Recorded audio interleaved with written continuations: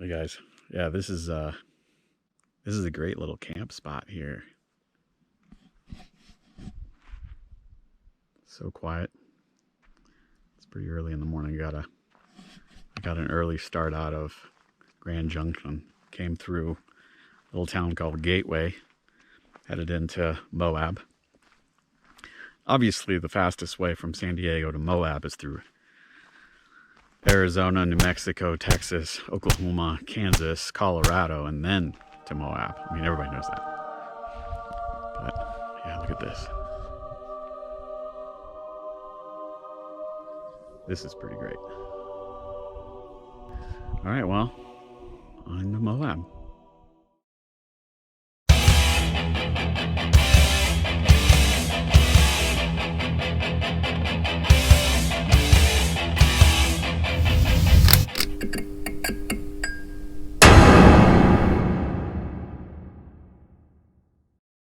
Welcome to my build series on my 2008 Lexus GX470. This video will cover a lot of the upgrades that I performed on my GX to take it from bone stock to what you see here. These are the upgrades that I chose and worked out well for me. There are a few things that I would probably change and maybe do differently than I did.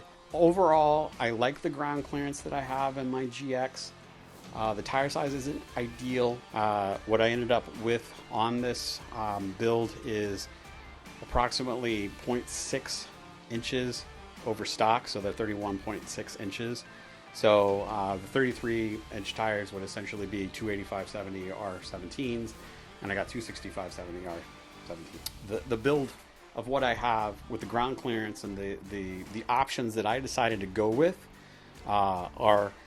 they're not disappointing. It's like there's nowhere that I've been and there's no things that I have done that have been disappointing in the fact of, you know, the capabilities of what the GX platform can actually do. It's not a Jeep. I don't try to take it and use it like a Jeep. I don't go places that only Jeeps can go. My entry and departure angles are different than a Jeep. So given that in mind, that's probably why you're here, is that you either have one or you're looking to get one, or maybe you know someone who has one and you're like, oh, well, how capable is it? Mine was a mall crawler. It was owned by a couple, most likely driven by a woman, only because I say that, because the license plate frames were bedazzled, and it just kind of had that overall appearance to it. Now, you know, I got it in mid-summer 2020. This is before the secret of these were out, where anybody in the market for, and I the same way, I wanted a 4Runner, and I didn't realize that the GX platform itself was full-time 4-wheel drive.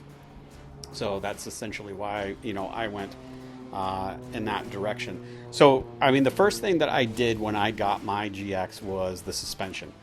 And so I know that I covered another video, I'll link it up here, as far as the why I chose springs over airbags.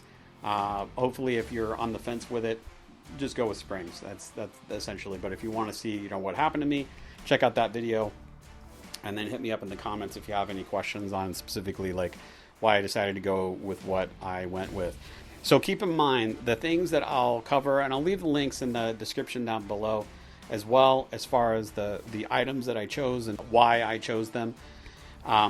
But I do know that due to supply chain, other back orders, those types of things, maybe demand, as well as other, you know, circumstances, whatever is going on right now in the world, you know, these may or may not be available, because I did check recently and I wasn't able to see them. But essentially, the front, it's a strut and spring assembly.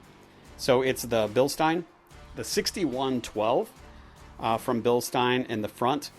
They did have a 5100 option, but these 6112s came out, I think, pretty close to the 2020 timeframe, or maybe the year before. I think that Shock Surplus, which is where I got these, had a comparison test, or basically compared them to other options in that particular realm of what you could do with them. They are adjustable, and I went with a full extension on, I think, 2.5 inches. So effectively, I've got a 3-inch lift in the front. With the springs that I purchased from Ironman 4x4, again, you can check out the video if you want to know more about that particular aspect of it. And then in the rear, I went with the Bilstein 5100s in the back, just because they're inexpensive and they're great shocks. So for the money that you spend on this, probably a little bit less than $1,200 total, I think, with tax and shipping. I don't think that you can get a better suspension for the money.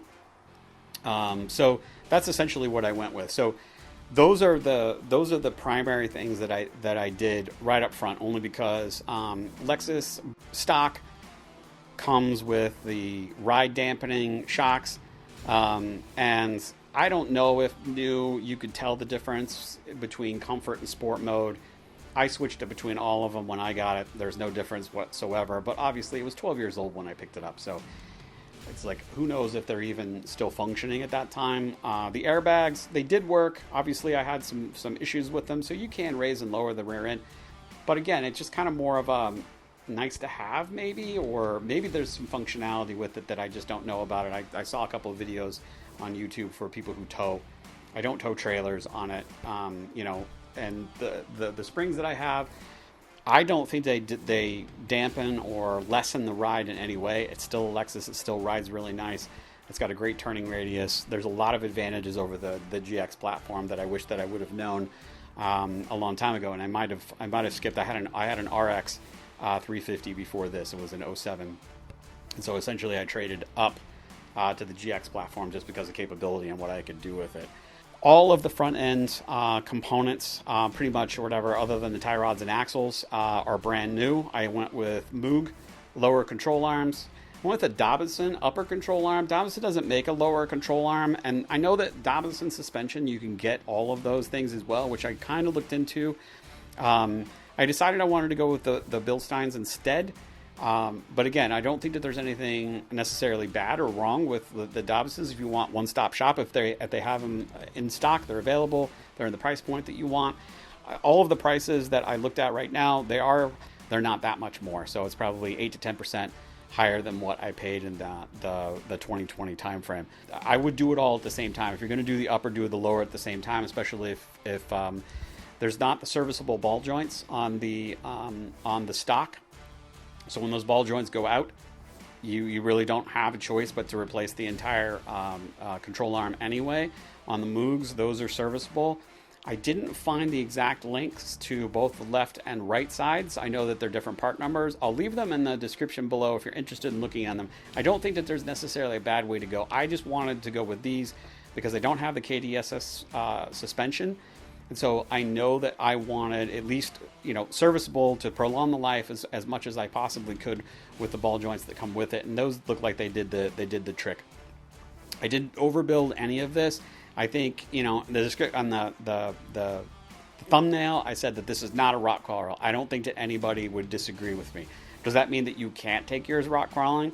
I'm sure that if you built it up correctly, if you put on a bumper, basically front and back, if you needed or whatever, you could make it into a rock crawler. I think anything that has independent front suspension is not, by definition, what I would consider to be a rock crawler or what I would use for rock crawling. But I think in my time in Moab, I pretty much am convinced I'm more of a trail and overlanding guy. I like the scenery and a lot of the things that we can do. And I certainly, the best part about owning the GX is that I can get to places in camp where a Prius can't. And that was pretty much the intent, and that's really what I shoot for with regard to that. So anywhere that I decided to go, once I deleted my airbags and went with the springs, I haven't had any problems whatsoever. And so, as far as flexing out, I've gotten on 3 wheels on occasion and teetered on 2 back and forth or whatever. Nothing, too serious, and definitely not gotten myself into trouble. I've had to scope out lines very carefully. I don't think that, even in a stock Lexus, that you're really going to have a lot of trouble. I did put on the Relation race wheels, rock sliders. I'm very happy with those.